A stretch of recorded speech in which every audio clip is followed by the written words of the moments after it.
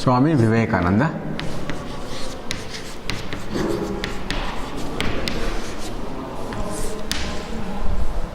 स्वामी विवेकानंद जी के बारे में अगर हम जानना चाहे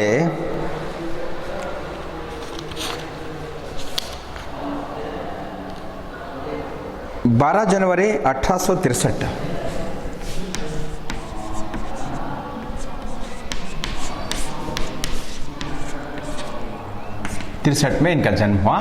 इनका नाम था नरेंद्रनाथ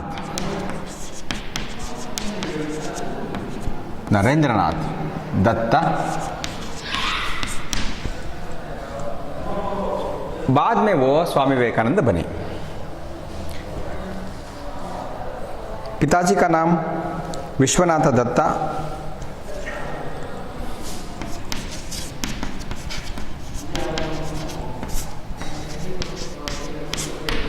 मां भुवनेश्वरी देवी,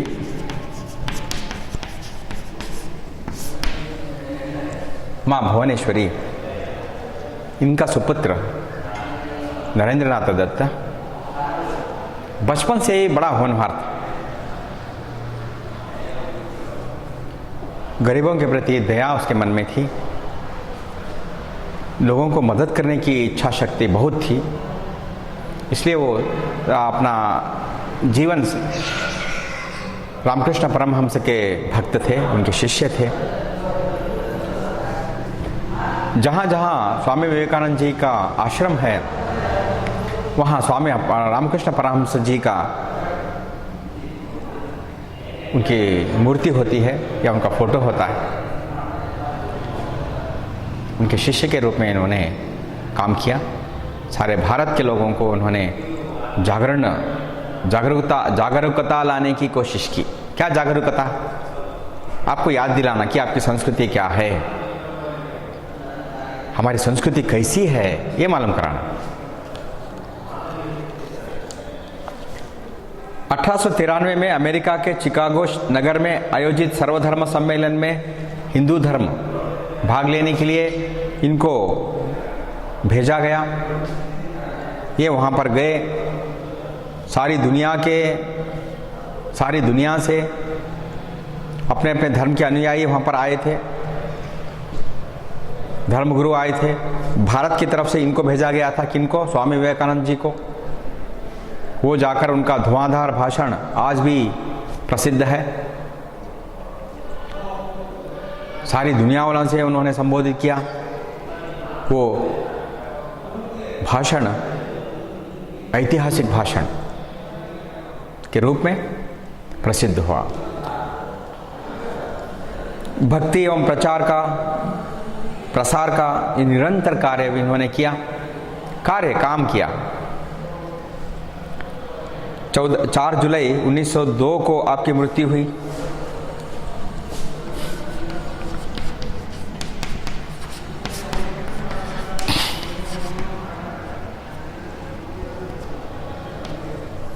जुलाई 1902 को आपकी मृत्यु हुई।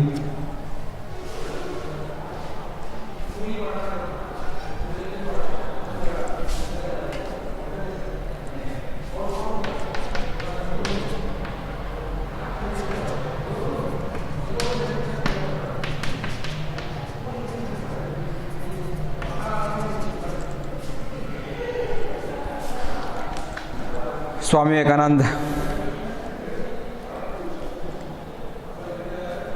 कर्मयोग, भगवान कृष्ण और भगवद गीता, मरणोत्तर जीवन, मेरे गुरुदेव आदि इनके प्रसिद्ध रचनाएं हैं। युवाओं से स्वामी विवेकानंद जी ने नवयुवकों का मार्गदर्शन किया है। आपका विश्वास था कि देश का उद्धार केवल नवयुवक युवतियों के द्वारा ही संभव है। जिस देश में यूथ्स ज़्यादा हों, वो यूथ्स ज्ञानी हो, दुनिया में वो राष्ट्र सबसे अधिक प्रसिद्धि पाएगा, अभिवृद्धि पाएगा। यूथ्स से ही राष्ट्र की अभिवृद्धि है। यूथ्स है ना आप लोग 17, 18, 19, 20, 21, 22, 23, 24, 25 ईयर्स तक आप यूथ हैं। 25 साल के अंदर के, 15 साल के बाद 25 साल तक आप यूथ्स बने रहेंगे। आपसे ही दुनिया की तरक्की हो सकती है, देश की तरक्की हो सकती है, समाज की तरक्की हो सकती है। वो उन्होंने क्या मार्गदर्शन करना चाहते हैं गद्य में हम देखेंगे। स्वामी विवेकानंद जी ने हमें मानव निर्माणकारी धर्म एवं दर्शन की शिक्षा दी है। स्वामी विवेकानंद जी मानव निर्माणकारी धर्म, मनुष्य निर्माण होना चाहिए पहले। मनुष्य मामूली बात नहीं है। मनुष्य बनना, वो पैदा हो गया, किसी भी तरह माँ बाप पाले, बड़ा हो गया, शादी हो गई, उसके बच्चे हो गए, बूढ़ा हो गया, ये मनुष्य नहीं है। मनुष्य यानी उसके अंदर, मनुष्य के अंदर मनुष्यता होती है। मनुष्यता एक ऐसा गुण है जो धरती पर कितने सारे जीव जंतु हैं, उन सब जीव जंतुओं से श्रेष्ठ गुण मनुष्यता है। कोई चोरी करता है, धोखा देता है, कुतंत्र करता है, किसी की हत्या करता है, उसके अंदर मानवता नहीं है कहते हैं। मानवता जिसके अंदर है वो कभी गलत काम नहीं कर सकता। इतना श्रेष्ठ गुण मानव गुण है। स्वामी जी की 150वीं जयंती के उपलक्ष्य में सोचा कि विद्यार्थियों को अनुदित पाठ का चयन किया जाए। 150वीं जयंती अगर वो होते तो 150 साल के होते। फूल खिलता है, खुशबू बिखेरता है, हमेशा मुस्कुराता ही रहता है फूल। उसका जीवन काल 1 दिन ही हो सकता है, 2 दिन हो सकता है, तीसरा दिन वो मुरझा जाएगा, चौथा दिन उसका अंत हो जाएगा। उतना ही जीवन काल उसका। लेकिन कितना भी छोटा उसका जीवन क्यों ना हो, वो हमेशा मुस्कुराता रहेगा, खुशबू बिखेरता रहेगा। उसी तरह स्वामी विवेकानंद जी भी, उनका जीवन काल कितना छोटा था, कितना बड़ा था, ये मायने नहीं रखता, लेकिन उनका संदेश बड़ा महत्व वाला संदेश था। वो कहते हैं, मेरे आशा मेरे विश्वास नवीन पीढ़ी के नवयुवकों पर है। स्वामी विवेकानंद जी की आशा नवीन पीढ़ी पर, आप लोगों पर, नवयुवकों पर, आप लोगों पर। उन्हीं में से मैं अपने कार्यकर्ताओं का संग्रह करूंगा। वो बूढ़े लोगों को चुनना नहीं चाहते, बीमार लोगों को चुनना नहीं चाहते अपने कार्यकर्ता के रूप में। कार्यकर्ता, काम करने वाले। आपको मालूम है कि हर पार्टी में कार्यकर्ता होते हैं। बीजेपी के कार्यकर्ता, कांग्रेस के कार्यकर्ता, सुने होंगे आप। क्या कार्यकर्ता? उस पार्टी के लिए काम करने वालों को कार्यकर्ता कहते हैं। हम भी कार्यकर्ता, कॉलेज में काम करने वाले हम।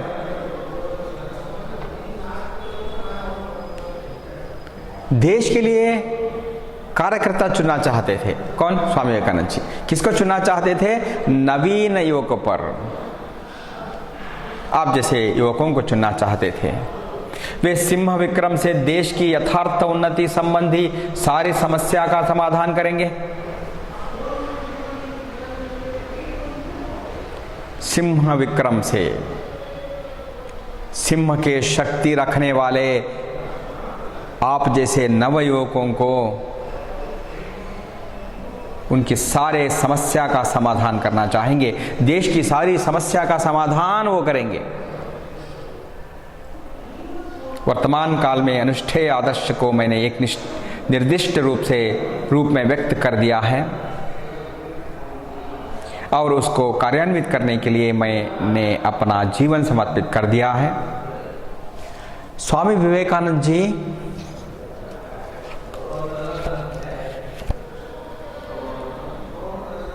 उनका एक लक्ष्य है, उन्होंने अपना एक लक्ष्य बना लिया, देश के लिए मुझे क्या करनी है, देश के सारे कामकाज, देश की सारी समस्या मेरी समस्या, उसका हल मैं कैसे करूं।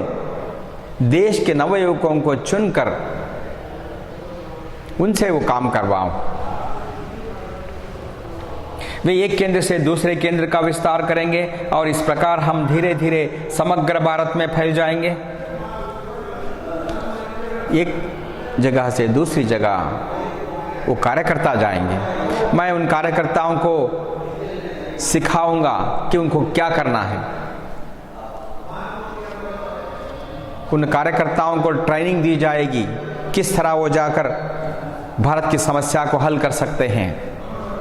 सोए हुए लोगों को उठाना है, जागृत कराना है, उनके अंदर की शक्ति को उनको पहचान कराना है, ये सब कराएंगे। भारतवर्ष का पुनरुत्थान होगा, पर वह शारीरिक शक्ति से नहीं, आत्मा की शक्ति द्वारा भारत का पुनरुत्थान होगा। पुनः भारत नया जन्म होगा, भारत का नया जन्म होगा। ऐसा क्यों कह रहे हैं कि भारत का नया जन्म होगा? कि भारत अंग्रेजों के अधीन में है, अंग्रेजों का गुलाम बना हुआ है। भारत की बहुत सारी समस्याएं हैं, भारत के लोगों की बहुत सारी समस्याएं हैं। इसलिए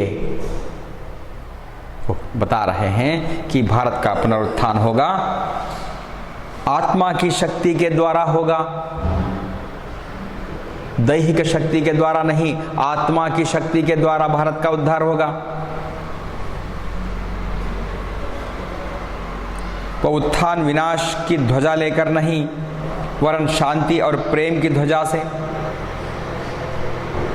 नया भारत कैसे होगा? अशांति की ध्वजा लेकर नहीं, अहिंसा की ध्वजा लेकर नहीं, शांति की ध्वजा लेकर, प्रेम की ध्वजा लेकर।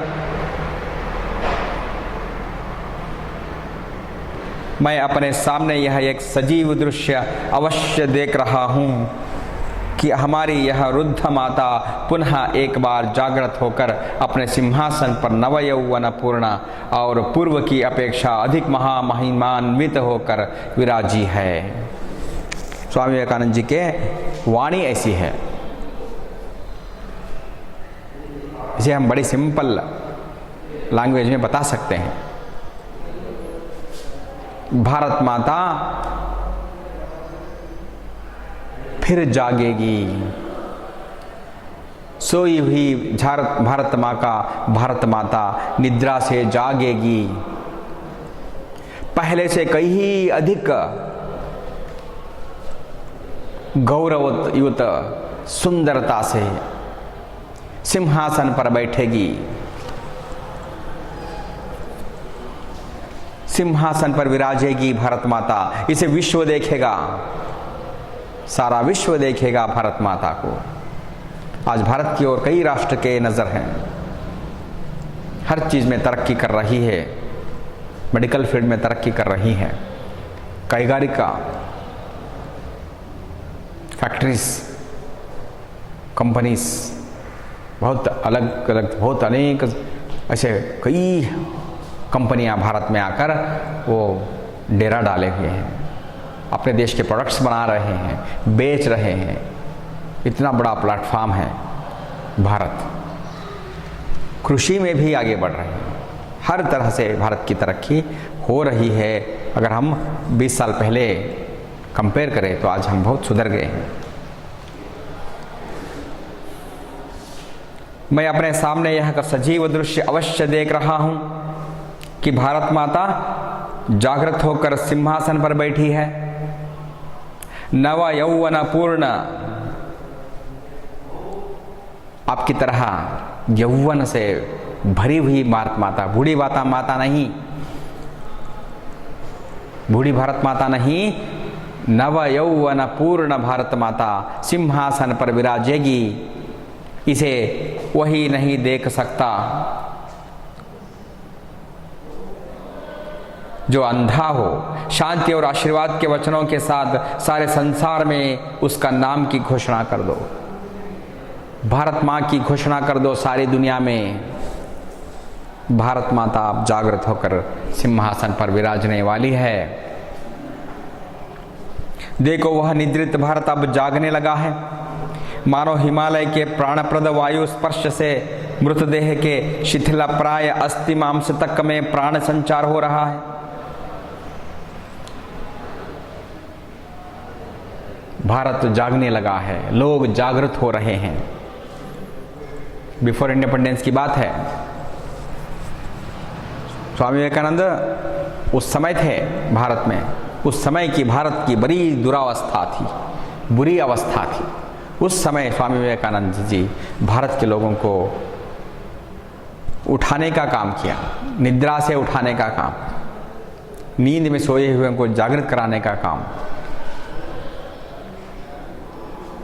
हिमालय के प्राणप्रद वायु, हिमालय की हवा अगर किसी के मृतदेह में भी छू ले तो उसके अस्थि पंजर मांस रक्त में जान भर देगी। ऐसी है हमारे देश की हिमालय की हवा, इतनी शक्तिशाली हवा है। जड़ता धीरे धीरे दूर हो रही है। जो अंधे हैं उसे देख नहीं सकते, विकृत बुद्धि वाले हैं उसे समझ नहीं सकते।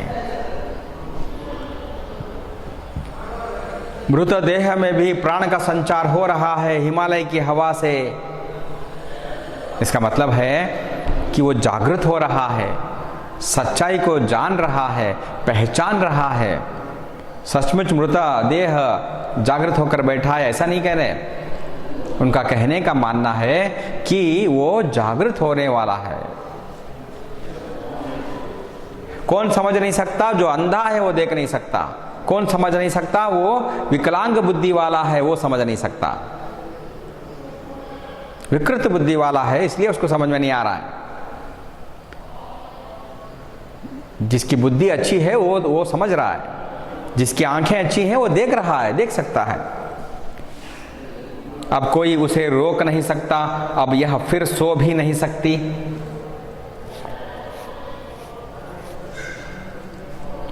कोई उसे रोक नहीं सकता।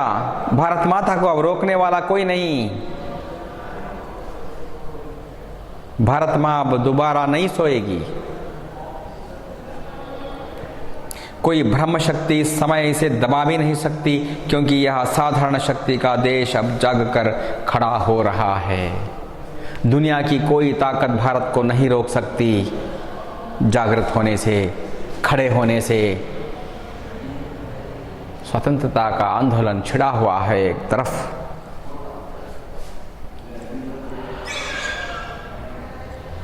जब 1902 उनकी जब मृत्यु हुई, इससे पहले की घटना, इसके 40-45 साल बाद आज़ादी हुई। इस बात का दुख है कि स्वामी विवेकानंद जी की मृत्यु 1902 में हुई। उसके बाद 45 साल के बाद 45 years after we got independence. तो अंग्रेज इससे पहले 150 साल तक वो राज करते रहे। स्वामी विवेकानंद जी के जन्म से पहले 100 साल पहले उन्होंने भारत में वो आ गए थे।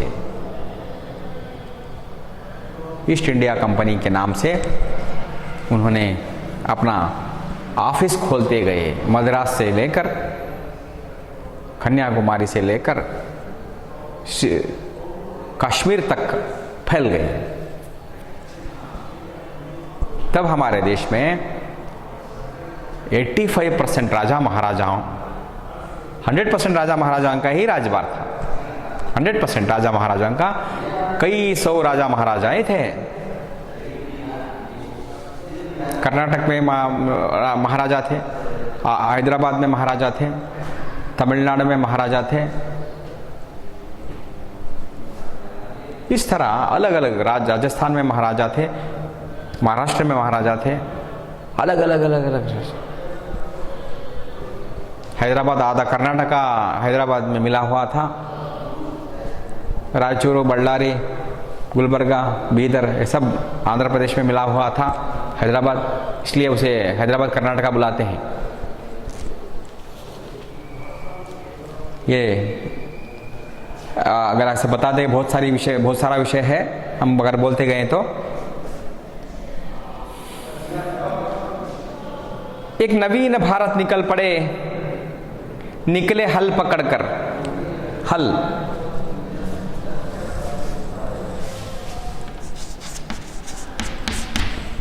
खेत में हल जोतते हैं, उसे हल बोलते हैं।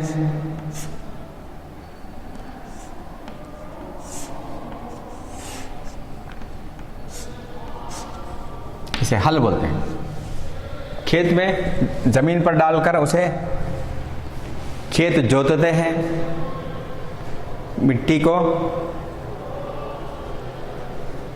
चुनते हैं, ठीक बनाते हैं, सही बनाते हैं। उसके बाद बीज बोया जाता है। बरसात आने के बाद, पानी डालने के बाद वो फसल अपने आप उगती जाती है। ये खेती बाड़ी का विषय है। किसान हल पकड़कर निकल पड़े, उस कुटी को भेद कर मचुआ मोची मेहतर सब अपने झोपड़ियों से निकल पड़े। सिर्फ अमीर लोग नहीं, छोटे छोटे काम करने वाले सब लोग निकल पड़े। मचुआ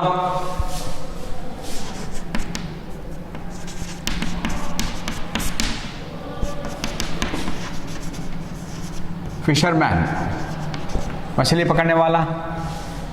मोची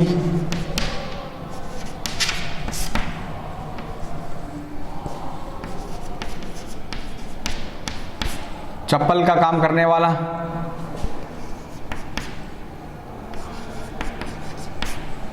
लेदर वर्क। मेहतर या अंडरग्राउंड काम करने वाला। मेहतर। सब लोग निकल पड़े अपने झोपड़ियों से।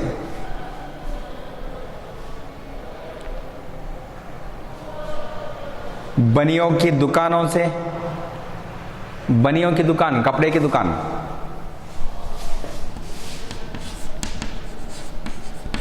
बनिया कपड़े। भुजवा के भाड़ के पास से,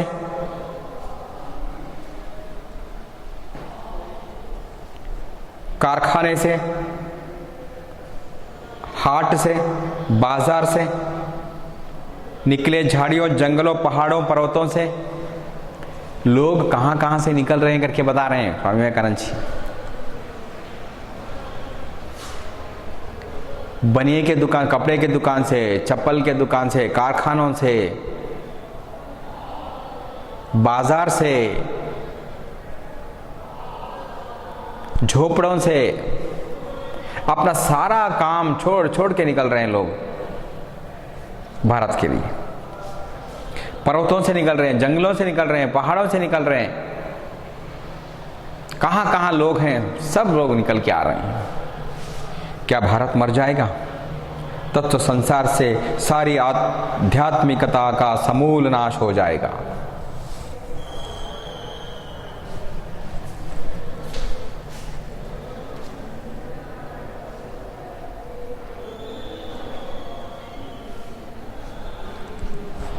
भारत का समूल नाश हो जाएगा। अगर भारत मर जाएगा तो भारत का समूल नाश हो जाएगा।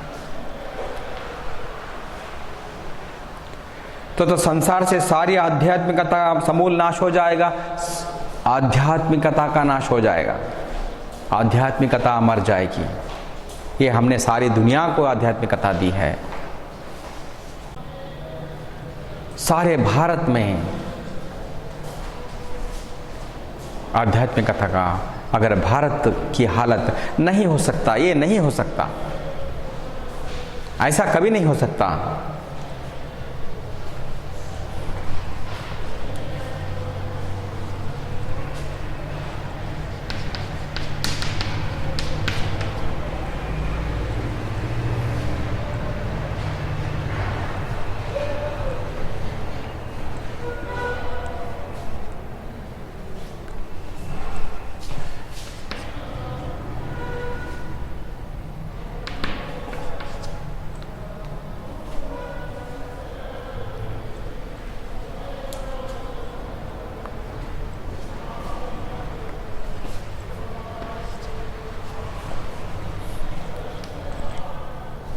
सारे सदाचारपूर्ण आदर्श जीवन का विनाश हो जाएगा।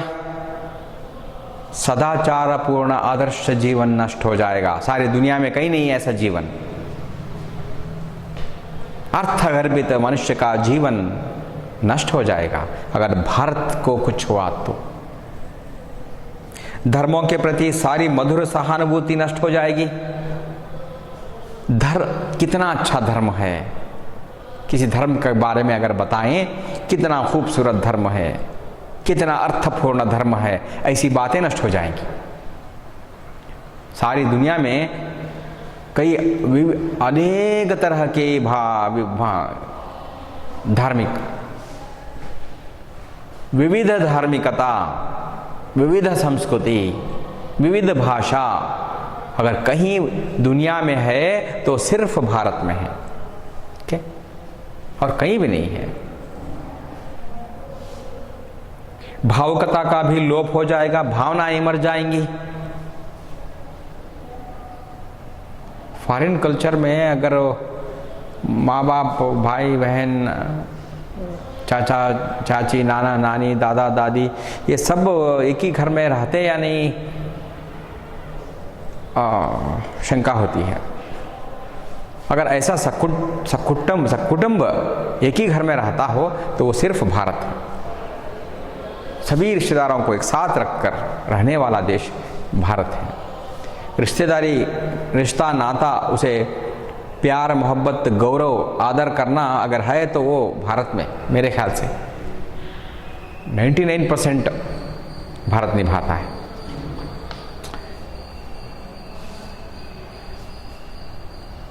भावुकता का लोप हो जाएगा और उसके स्थान में काम रूपी देव और विलासिता रूपी देवी राज्य करेगी। विलासिता रूपी देवी,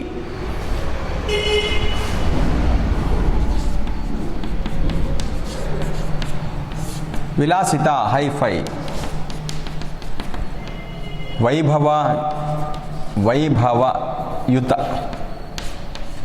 वैभवयुत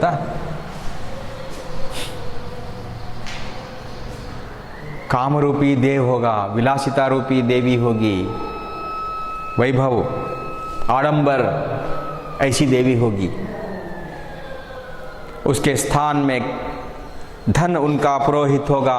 पुजारी कौन? धन, पैसा। पाशविक बल और प्रतिद्वंदिता, यही उनकी पूजा पद्धति होगी। पाशविक बल,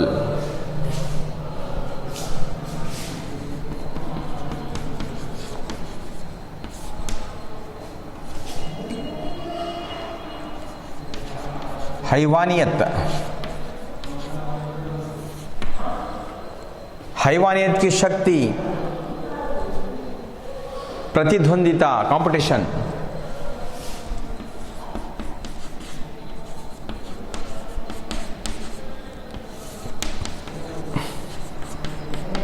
कंपटीशन,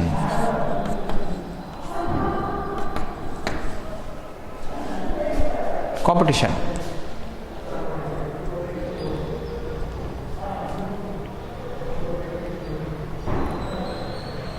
ये पूजा पद्धति होगी। कामरूपी देव, भगवान कामरूपी मूर्ति होगी।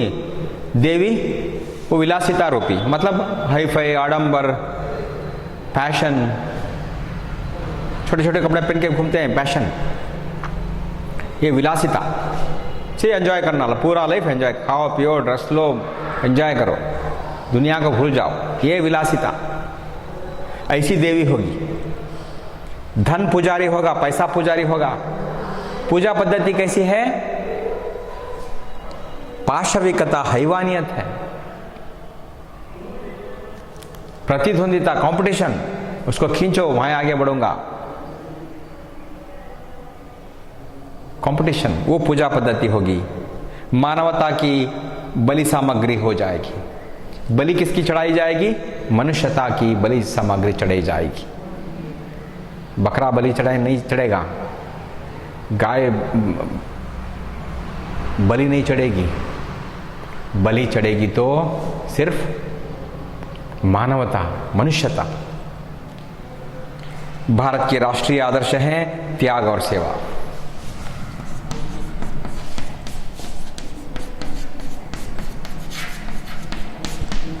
त्याग और सेवा भारत की आदर्श।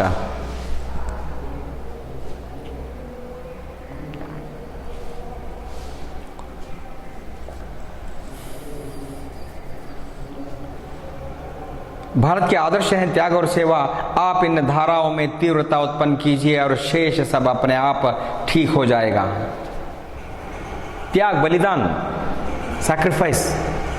त्याग यानी सैक्रिफाइस।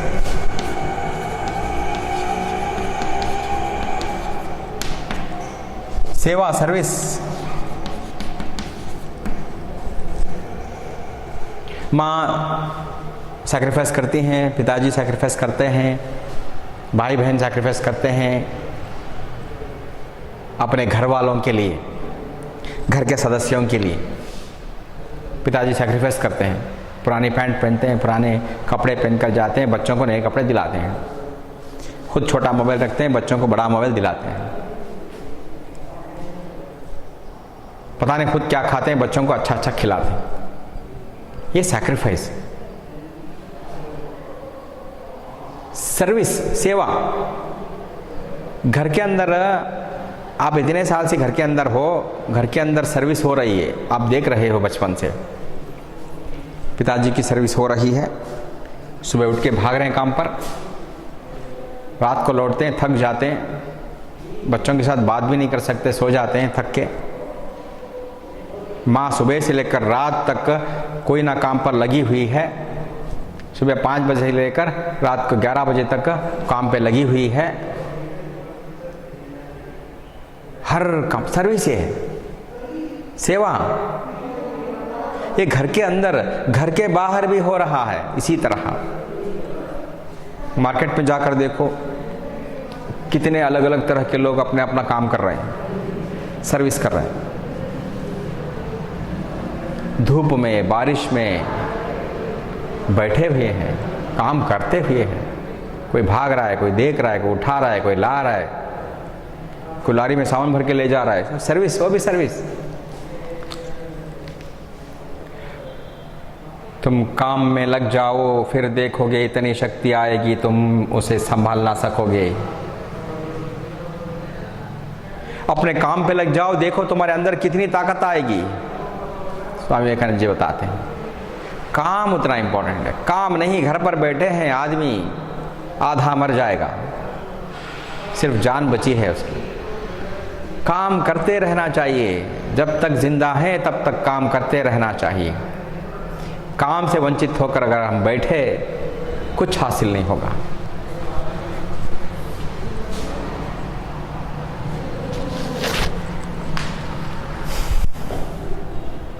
दूसरों के लिए रत्ती भर सोचने, काम करने से भी भीतर की शक्ति जाग उठती है। दूसरों को मदद करने के बारे में सोचो, देखो आपके अंदर कितनी शक्ति आ जाएगी।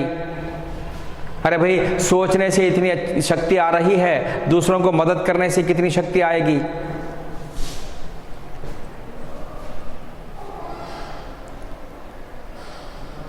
दूसरों को मदद करने से इतनी शक्ति आएगी। इसलिए हमें दूसरों के भलाई के बारे में सोचना, दूसरों के मदद करना, दूसरों के काम आना, उनके परेशानी को मिटाना, आपके अंदर इतनी शक्ति पैदा हो जाएगी। भगवान आपको इतनी शक्ति दे देगा। काम करने से जाग उठती है वो शक्ति दूसरों के लिए। सोचने से ही सिंह का बल हमारे हृदय में आ जाता है। तुम लोगों से मैं इतना स्नेह करता हूं, परंतु यदि तुम लोग दूसरों के लिए परिश्रम करते करते अपने जान भी दे दो तो मैं इससे खुश हो जाऊं। स्वामी विवेकानंद जी क्या कहते हैं? अरे भाई, दूसरों के लिए मैं आप लोगों से बहुत प्रेम करता हूं, मैं आप लोगों को बहुत चाहता हूं, फिर भी अगर आप दूसरों के लिए परिश्रम करते करते, मेहनत करते करते, उनकी मदद करते करते अगर तुम्हारी जान भी चली जाए तो मैं खुश हो जाऊंगा। स्वामी विवेकानंद जी का लक्ष्य आपके काम पर है, आपकी मदद पर है, आपकी सहानुभूति पर है, आपकी दया पर है।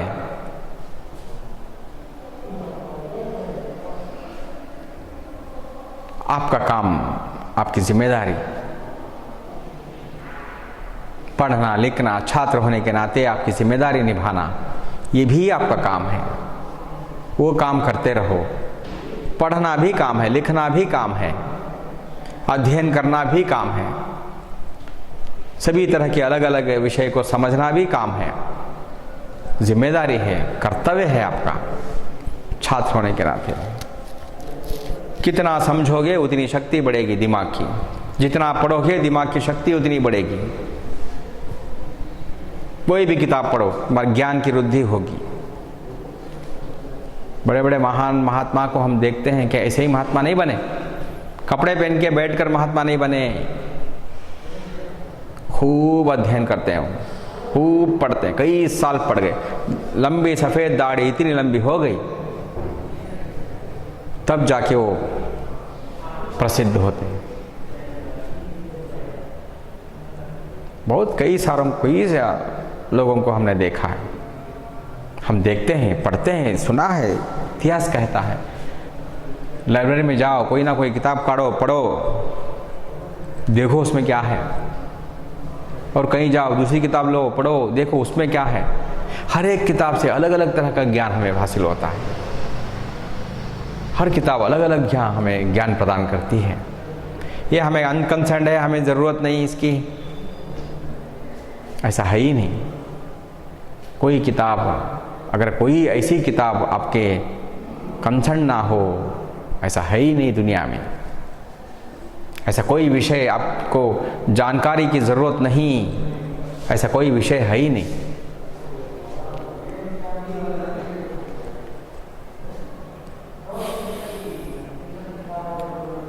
ये स्वामी विवेकानंद जी भारत के 2 आदर्श बताए, त्याग और सेवा, और उससे ही भारत के 2 आदर्श, सैक्रिफाइस और सर्विस। ऐसे युवाओं की ज़रूरत है भारत की अभिवृद्धि के लिए। ऐसे युवाओं की ज़रूरत थी स्वामी विवेकानंद जी को। वो ऐसे निस्वार्थ युवकों को चुनना चाहते थे, अलग अलग केंद्रों में भेजना चाहते थे, भारत की धार्मिक का प्रसार करना चाहते थे, धर्म का प्रसार करना चाहते थे, उनको जगाना चाहते थे। तुम्हारे अंदर एक ऐसी शक्ति है, उस शक्ति को पहचानो, ये बताने के लिए भेजना चाहते थे। कर्म से ही जीवन है, कर्म नहीं करोगे तो मृत्यु के समान है, ये लोगों को बताने के लिए भेजना चाहते थे। और उसी तरह उन्होंने सारे युवाओं को चुना, खुद चले गए, काम करते करते भारत की सेवा में खुद लग गए।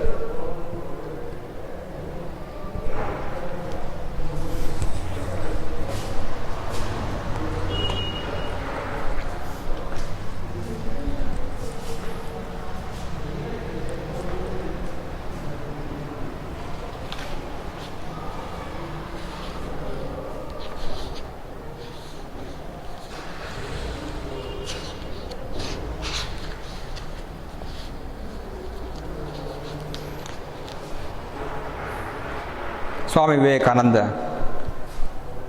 केवल वही व्यक्ति सबकी अपेक्षा उत्तम रूप से कार्य करता है जो पूर्णतः निस्वार्थी है।